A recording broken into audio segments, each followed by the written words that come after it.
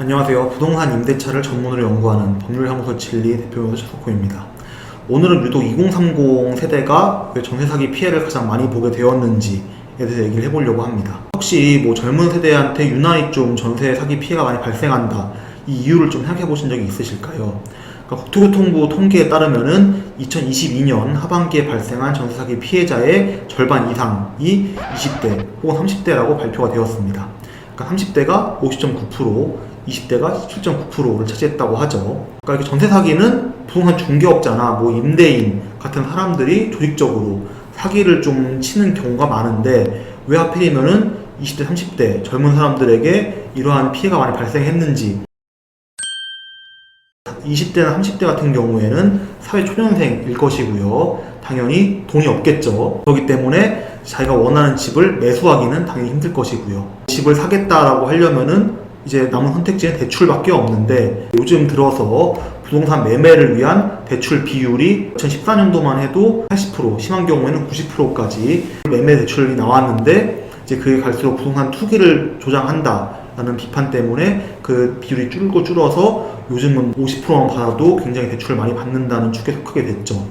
그러다 보니까 자본이 적은 20대, 30대 같은 경우에는 그 집을 매입해서 사는 게 쉽지 않게 됐고요. 그 때문에 월세나 전세로 몰리게 된 것이죠. 근데 이제 얼마 전까지만 하더라도 이러한 전세를 위한 전세자금 대출은 상대적으로 쉽게 나왔던 것이 현실이고요. 또 이제 월세 같은 경우에는 전세 대출로 인한 이자보다 나가는 비용이 더 높다 보니까 이제 돈을 좀 최대한 아끼고 목돈을 모으자라는 판단에 젊은 사람들이 전세로 많이 몰리게 된 것도 있죠. 또 하나 이제 20대, 30대 세대의 특징이라고 한다면은 이제 요즘 결혼을 또 늦게 하잖아요. 그러다 보니까 20대, 30대 중에는 1인 세대, 당연히 아파트는 좀 필요가 없고 빌라나 오피스텔 같이 이제 좁으면서도 약간 좀 컴팩트한 집을 많이 선호하게 됐죠. 근데 문제는 이러한 컴팩트한 빌라나 오피스텔 같은 게 전세 사기를 기획하는 사람들의 주 타겟이 돼 있다 보니까 아무래도 이것도 역시 20대, 30대가 전세 사기 피해를 다른 세대에 비해서 더 많이 입는 원인이 된 것 같습니다.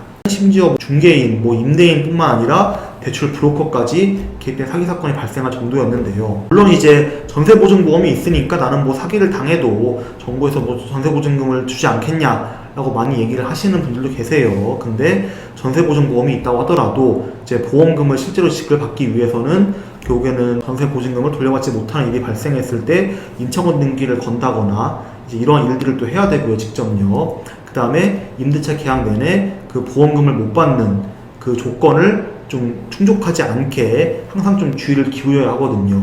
그러니까 전세보증보험을 가입했다라고 해가지고 임차인은 그냥 편하게 가만히 있어도 된다, 이거는 좀 말이 안 되고 뭔가 번거롭고 신경을 써야 되는 일이 생긴다는 거죠. 그래가지고 이제 20대, 30대의 피해를 좀 막고자 정부에서는 여러 가지 정책을 내놨죠.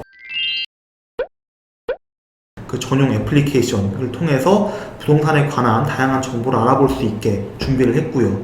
특히 이제 세입자가 집주인 동의 없이 집주인이 세금을 얼마나 밀렸는지 확인을 할 수 있게 변했죠.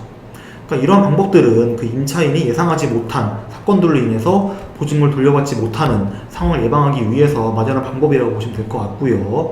이에 대해서는 저희 채널에서 자세히 설명한 영상이 있으니까 이 오른쪽 상단 클릭하셔서 보시면 도움이 될 것 같습니다.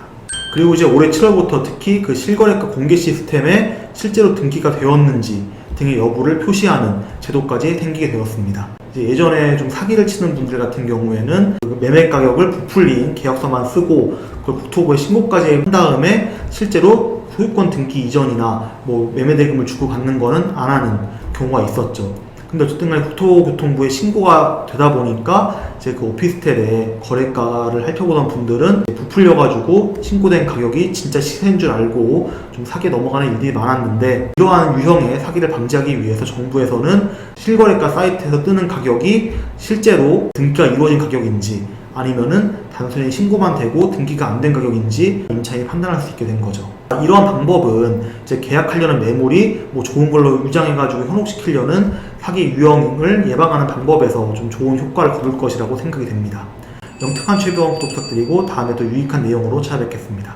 시청해주셔서 감사합니다.